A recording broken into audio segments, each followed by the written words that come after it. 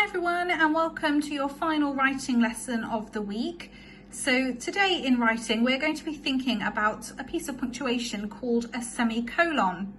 Now before we go into it, we would like you again to look at the year 5-6 word list, and you'll remember hopefully yesterday we practiced reading those words out loud. So a really good tip is that if there were any words on there that you struggled to pronounce, to use them today with your starter activity. So to start with, we would like you to just choose 3 words from the list and write a sentence about them. So I will put up the list now and you can pause the screen, choose 3 of them and write a sentence.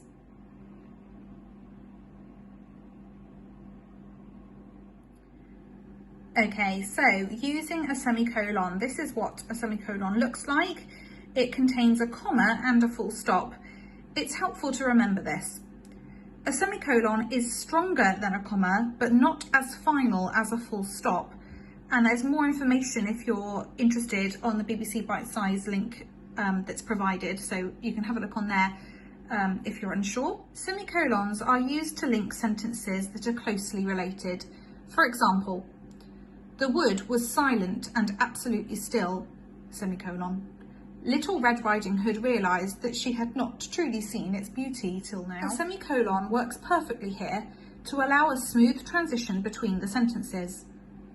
A full stop between the sentences might detract from the impact of Little Red Riding Hood's observation and create too great a stop. Using a comma here would be incorrect.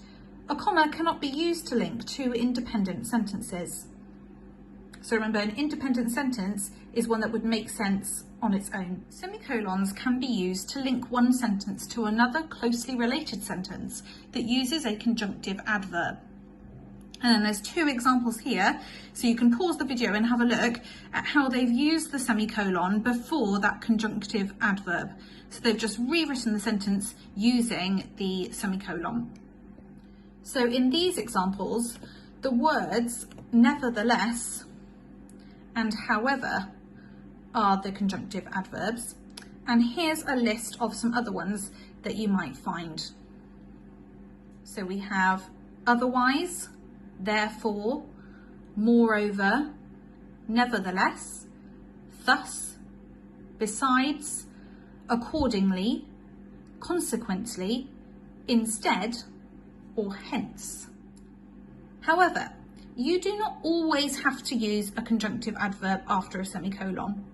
Here are some great examples of sentences which contain a semicolon that is not followed by a conjunctive adverb. Grandad is going bald, semicolon. His hair gets thinner each time we see him. All hope was lost, semicolon. The goalie couldn't defend his title. Sean wanted to call our new puppy Stritch, semicolon. I hated the name. I'm so sorry, semicolon. Will you ever be able to forgive me?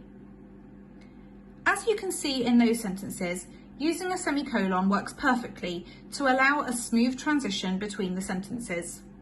Okay, and this leads us on nicely to your task today, which is to identify the conjunction in these sentences and rewrite them, replacing the conjunction with a semicolon. So you're going to remove that word that's joining the 2 together and you're going to replace it with the semicolon.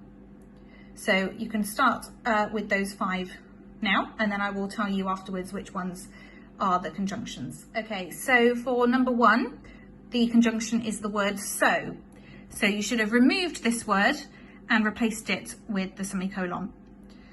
Number 2, the conjunction is the word and.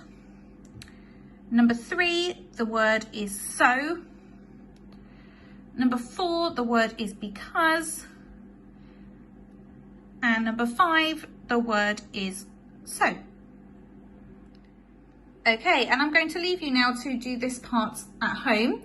So this part of the task, you have to finish off the sentences basically. So it started it off for you and it's got the semicolon there. So can you just finish off the sentence, remembering that it needs to make sense on its own. So if we look back up to these examples, I am starving. That would make sense on its own. I can't wait until dinner. that would make sense on its own. So when you're doing your examples, think of it as a separate sentence almost. It has to link to the beginning, but it needs to also be able to stand alone and make sense on its own.